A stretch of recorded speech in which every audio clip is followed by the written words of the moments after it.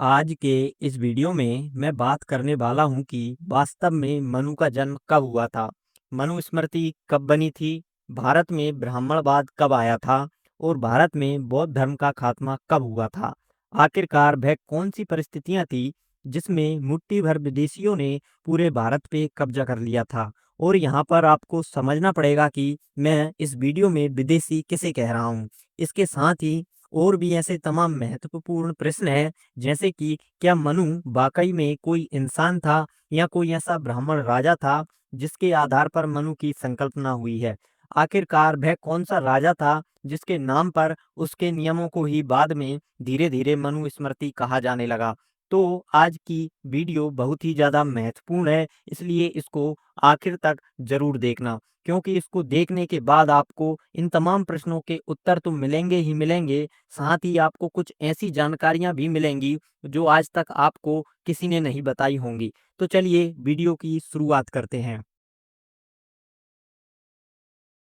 तो सबसे पहले बात करेंगे कि आज के इस वीडियो में जो जानकारी मैं आपको देने वाला हूँ, वो जानकारी मैंने कहाँ से ली है। तो इस किताब का नाम है चचनामा और इसी किताब से मैंने आज के इतिहास की सारी जानकारी ली है। तो चलिए आगे बात करते हैं कि भारत में ब्राह्मणवाद की शुरुआत 7वीं सदी और उसके बाद हुई है। तो यहाँ पर आपको याद रखना है कि 7वीं सदी से पहले भारत में ब्राह्मण रहते अवश्य थे, परंतु ब्राह्मणवाद नहीं था। और ब्राह्मणवाद की शुरुआत 7वीं सदी के बाद हुई है, तथा ब्राह्मण और ब्राह्मणवाद दोनों अलग-अलग होते हैं, यह आप जानते ही होंगे। भारत के पश्चिमी इलाके सिंध पे जहाँ से पहली बार ब्राह्मणवाद शुरू हुआ, यह दौर 6ठी-7वीं सदी का था, जिस समय न कोई वेद था, न कोई पुराण था, न कोई गीता थी, न कोई उपनिषद था, न कोई स्मृति थी और न कोई ब्राह्मणिक ग्रंथ था। इस समय सिर्फ और सिर्फ बौद्ध धर्म था।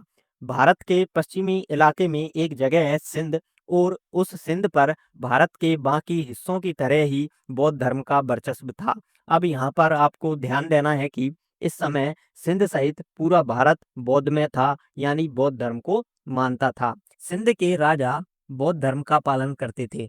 फिर अचानक वहां पर भूकंप आ गया और वहां की सबसे बड़ी नदी सिंधु नदी ने अपना रास्ता बदल लिया और धीरे धीरे वहां के शहर तबाह होने लगे। इस तबाही के बाद जब तूफान टला तो फिर एक नई राज्य सत्ता स्थापित हुई और उस नई राज्य सत्ता के लोग भी बौद्ध धर्म को ही मानने वाले थे। अब धीरे धीरे फिर से बौद्ध धर्म फैलने लगा।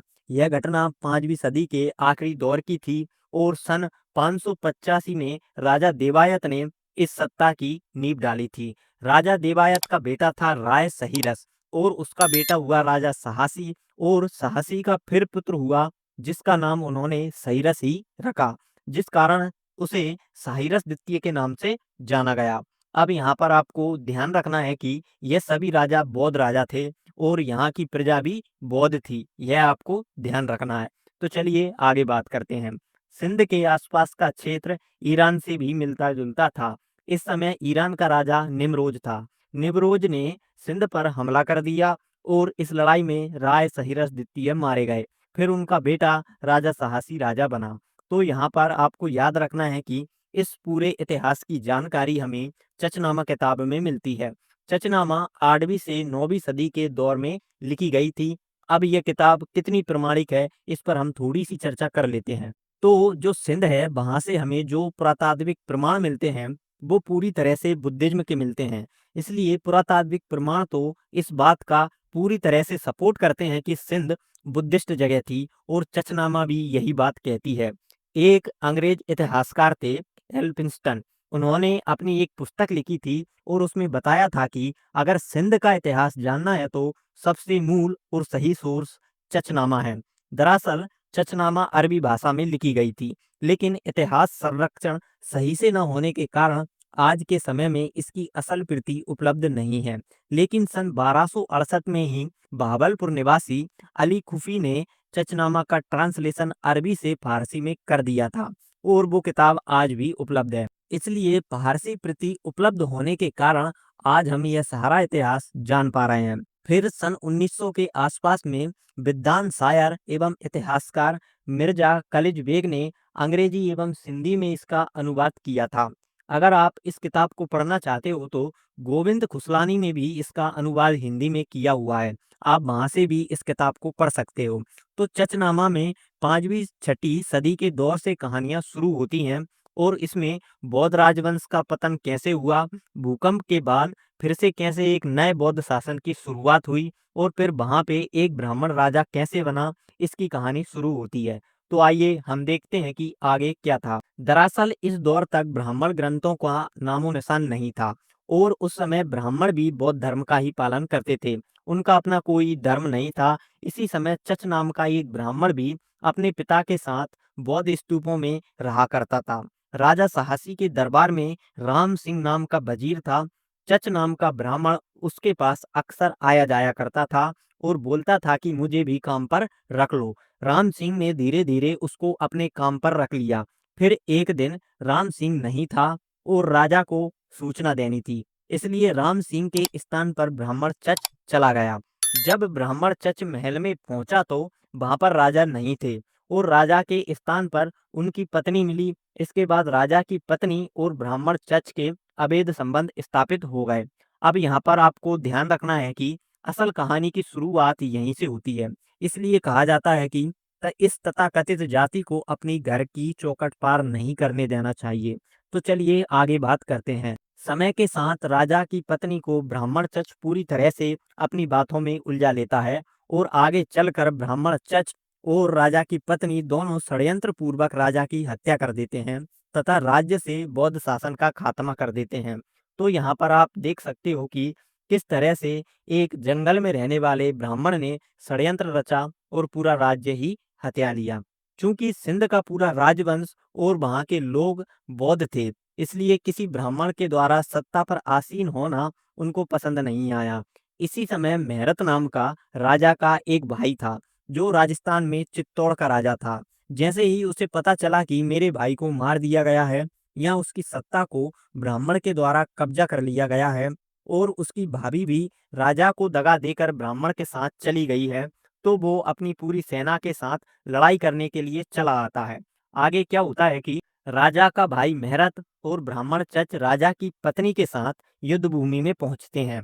अब दोनों तय करते हैं कि युद्ध शुरू किया जाए। ब्राह्मण चच और राजा का भाई मेहरत दोनों लड़ने के लिए आ जाते हैं और दोनों तरफ से लड़ाई शुरू हो जाती है। खून खराबा शुरू हो जाता है। चूंकि अल्लौर राजधानी थी सिंध की और वही मुख्य जगह थी, इसलिए चच के पास सैनिक तो बहुत ज्यादा थे, लेकिन लड़ाई घमासान होने के कारण दोनों तरफ से लोग मारे जा रहे हैं। इस समय में बहुत से लोग मारे जा रहे थे, इसलिए मेहरत एक तरीका खोजता है और चच से कहता है कि बहुत से लोग मारे जा रहे हैं और मैं बेगुनाहों को मरते हुए नहीं देख सकता हूँ। अगर तुम में दम है तो हम दोनों अकेले लड़ लेते हैं, जो जीतेगा उसी का सिंध पर प्रशासन होगा। ब्राह्मण चच बोलता है, ठीक है, मुझे शर्त मंजूर है। आगे चच ने मेहरत से कहा, मैं एक ब्राह्मण हूँ, घोड़े पर बैठकर लड़ाई करना क्या जानूं। हम दोनों घोड़े से नीचे उतरकर लड़ते हैं और फिर यदि मैं मारा जाऊं तो कोई चिंता नहीं। राजा मेहरत ब्राह्मण चच के झांसे में आ जाता है। राजा मेहरत ब्राह्मण की चालाकी और धूर्तता समझ नहीं सका और वो सोचने लगा, यह ब्राह्मण मुझ जैसे बहादुर और युद्ध में माहिर के सामने क्या टिक पाएगा। वो तुरंत घोड़े से उतर पड़ा और पैदल चलने लगा। चच भी घोड़े से नीचे उतरा, परंतु उसने अपने नौकर को, जिसने घोड़े की लगाम थमा रखी थी, धीरे से उससे कहा कि घोड़ा लेकर मेरे पीछे पीछे आओ। जैसे ही दोनों एक दूसरे के पास पहुंचे, चच उछलकर अपने घोड़े पर सवार हो गया और एक ही तलवार के वार से मेहरत का सिर धड़ से अलग कर दिया और इस तरह ब्राह्मण चर्च ने धूर्तता से राजस्थान के चित्तौड़ के राजा की गर्दन उड़ाकर सिंध पर विजय हासिल कर ली। तो यहाँ पर आपने देखा कि किस तरह से एक चालाक ब्राह्मण ने अपने छल कपट से एक बुद्धिस्ट राजा को पराजित किया। तो अब आगे कुछ इतिहासकारों का कहना है कि मेहरत और ब्राह्मण चच की लड़ाई से पहले ही जो राजा साहसी की पत्नी शुभनंदी थी, उससे ब्राह्मण चच की शादी हो चुकी थी। तारिक मासूमी के अनुसार यह शादी मेहरत के आक्रमण से पहले ही हो चुकी थी। अब ब्राह्मण चच ने इस रानी शुभनंदी से दो बेटे दहार सेन और दहार पैदा किए और एक लड़की जिसका नाम बाई रखा गया, उसे भी पैदा किया। अब यहाँ पर आपको ध्यान देना है कि महाभारत में आपने पढ़ा होगा कि परशुराम ने आदि पर्व में पूरी धरती को क्षत्रिय शून्य कर दिया था या क्षत्रिय विहीन कर दिया था। तो क्या आपको नहीं लगता कि यह पूरा का पूरा कॉन्सेप्ट यहीं से चुराया गया है कि पहले राजा साहसी को खत्म किया गया, फिर उसका भाई जब लड़ने आया उसको खत्म किया गया और इस तरह से सत्ता पर काबिज किया गया और एक छतरानी से बच्चे पैदा भी किए गए। यही वाली घटना को आगे बढ़ा चढ़ाकर महाभारत में कुछ इस तरह से लिख दिया गया कि जब क्षत्रिय शून्य हो गए तो उनकी महिलाएं बच्चे पैदा करवाने के लिए ब्राह्मणों के पास गई थी। तो मुझे तो लगता है कि यह पूरा का पूरा कॉन्सेप्ट यहीं से चुराया गया है, क्योंकि तब तक ब्राह्मणों के कोई भी ग्रंथ का जिक्र नहीं मिलता। यहाँ तक कि ब्राह्मण तब भी बौद्ध धर्म में घुसकर उनकी ही चीजों का पालन करते थे। और आपको क्या लगता है, आप कमेंट में जरूर बताइएगा। अब कहानी सिर्फ यहीं पे खत्म नहीं होती, आगे लिखा है कि जनता अभी भी बौद्ध धर्म को मानती थी और जनता को यह ब्राह्मण राजा पसंद नहीं आ रहा था। तब ब्राह्मण चच ने एक नया दिमाग लगाया। उसने सोचा कि यहाँ की जो मजबूत जातियां हैं उनको प्रतिबंधित किया जाए, क्योंकि घोड़े पर चढ़कर जो लड़ाई होती थी उनको जीतने का चांस ज्यादा होता था। आगे वह सोचने लगा कुछ ऐसे प्रतिबंध लगाए जाएं कि जिससे घोड़े पर चढ़कर कोई हमसे लड़ाई ना कर सके और तलवार उठाने पर मना कर दी जाए। तब उसने इन इलाकों के जो सबसे मजबूत जातियां थी, लोहाड़ा और जाट, उन दोनों पर प्रतिबंध लगा दिया। तो यहाँ पर आपको ध्यान रखना है कि ब्राह्मण चच ने दोनों जातियों पर कुछ प्रतिबंध लगा दिए थे और क्या प्रतिबंध लगाए थे वो हम देखते हैं। पहला प्रतिबंध था कि जाट और लोहाड़ा कबीले कभी भी तलवार नहीं उठाएंगे। दूसरा प्रतिबंध था कि शरीर पर अंदर के कपड़े ऊनी नहीं होने चाहिए। तीसरा प्रतिबंध था कि मखमल या रेशमी कपड़े नहीं पहन सकते। चौथा प्रतिबंध था कि सिर पर काला या लाल साफा नहीं बांध सकते। पांचवा प्रतिबंध था कि घोड़े पर सवारी नहीं कर सकते। अगर घोड़े पर सवारी करना हो तो बिना गद्दा के करना पड़ेगी। तो यहाँ पर आपको याद रखना है कि गद्दे की मनाही इसलिए थी क्योंकि बिना गद्दे के घुड़सवारी करना आरामदेही नहीं होता है और लंबी दूरी तय नहीं कर सकते हैं, इसलिए यह प्रतिबंध लगाया गया था। छठा प्रतिबंध था कि सिर पर पगड़ी नहीं पहन सकते हैं। अब यह प्रतिबंध इसलिए था कि इन इलाकों में ज्यादातर लोग पगड़ी बांधते हैं और उसी को अपनी शान समझते हैं। सातवां प्रतिबंध था कि घर से बाहर निकलने पर कुछ साथ में रखना होगा निशानी के तौर पर, ताकि लोग उन्हें पहचान सके। आठवां प्रतिबंध था कि राज्य के अधिकारियों को जलाने के लिए लकड़ी देना उनका कर्तव्य होगा। नौवां प्रतिबंध था कि राज्य के लिए जासूसी और सुरक्षा का कार्य करेंगे। 10वां प्रतिबंध था कि हकीमों को पूरा सहयोग देंगे और वफादार बन के रहेंगे। 11वां प्रतिबंध था कि बाहरी आक्रमण के समय हाकिम को सहयोग देना अपना दायित्व समझेंगे। तो यहाँ आपने देखा कि किस तरह से यहाँ के मूल निवासियों पर प्रतिबंध लगाए गए और लोहाड़ा तथा जाट जैसे वीर समुदाय को एक तरह से नीचा बनाया गया।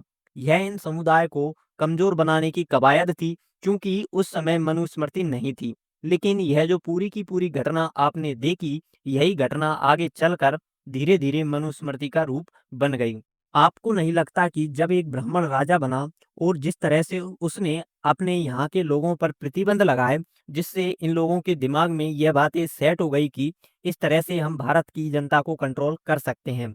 जब हम इन पर प्रतिबंध लगा देंगे, हथियार उठाने पर इनको शूद्र कह देंगे, नीची जाति कह देंगे, इनकी सारी सुख सुविधाएं छीन लेंगे, इनको कपड़े कैसे पहनना है, क्या करना है, क्या नहीं करना है, यह सभी निर्णय हम ब्राह्मण करने लगेंगे तो ऑटोमेटिकली यह हमारे नियंत्रण में रहेंगे और हम बड़ी आसानी से अपनी सत्ता की व्यवस्था कर सकेंगे, सत्ता को चला सकेंगे। आपको याद रहे, मैं बार बार ये बात कह रहा हूँ कि 7वीं सदी तक भारत में मनुस्मृति या ब्राह्मणिक ग्रंथों का नामो निशान नहीं था। यह मनुस्मृति या जितने भी ब्राह्मणिक ग्रंथ है, यह सभी मुस्लिम शासनकाल में लाए गए हैं। इसका अर्थ यह हुआ कि यहाँ हम यह कह सकते हैं कि राजा चच ही मनु था, अथवा ब्राह्मण चच को ही ध्यान में रखकर बाद में मनु का नाम देकर मनुस्मृति और तमाम तरह की स्मृतियों की रचना की गई होगी। और यह सभी रचनाएं सिर्फ भारतीयों को कंट्रोल करने के लिए की गई थी, यह भी आपको ध्यान रखना है।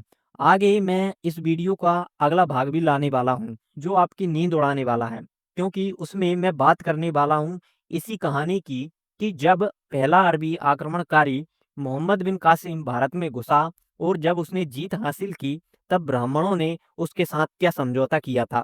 क्या ब्राह्मणों ने सूर्या देवी और प्रिमला देवी, जो राजा दहार सिंह की बेटी और राजा दहार सिंह की पत्नी थी, इन तीनों को मोहम्मद बिन कासिम को सौंप दिया गया था? तो ऐसे कई प्रश्न हैं जो आपकी नींद उड़ा देंगे। तो आप बेसब्री से इंतजार कीजिए इस वीडियो के अगले भाग का और बने रहिए हमारे साथ। अगर दोस्तों आपको आज का यह वीडियो पसंद आया हो या आज की यह जानकारी पसंद आई हो, तो इसको ज़्यादा से ज़्यादा अपने लोगों के पास शेयर करें। इसको लाइक करिए, इस पर कमेंट कीजिए तथा हमारे चैनल को सब्सक्राइब करना ना भूलें। और यदि आपका कोई प्रश्न है तो आप कमेंट के माध्यम से पूछ सकते हो। वीडियो देखने के लिए धन्यवाद।